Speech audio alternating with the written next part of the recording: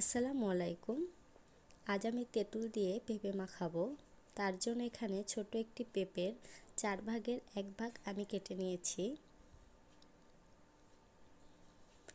এবার হাতের সাহায্যে ভালো মতো আমি ধুয়ে নিচ্ছি। পেঁপেতে কিন্তু অনেক কষ থাকে, তার জন্য বারবার ধুয়ে নিতে হবে কষ না যাওয়া অবধি। আমি ভিডিওতে এখানে একবার দেখিয়েছি, বাট আমি অনেকবার ধুয়েছি এখানে পেঁপেটা। এখন দিয়ে দিচ্ছি কাঁচামরিচ, ধনিয়া পাতা, বিট লবণ, গোলমরিচ গুঁড়ো, দিয়ে দিচ্ছি অল্প একটু চিনি, সাদা লবণ। এবার তেঁতুলটা আমি আগে থেকে ভিজিয়ে রেখেছিলাম, তেঁতুলটা দিয়ে দিচ্ছি।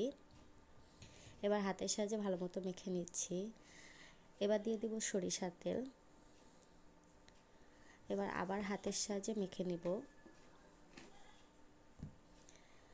দেখুন দেখতে কত লোভনীয় হয়েছে, খেতেও খুবই মজা হয়েছে।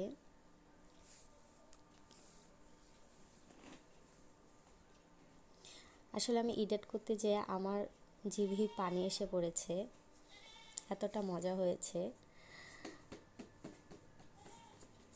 আমার মেয়েকে বলেছিলাম কেমন হয়েছে, তার রিয়াকশনটা দেখুন।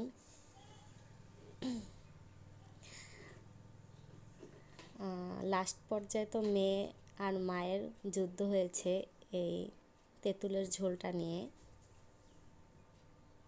খুবই মজা ছিল, একবার বানিয়ে খাবেন।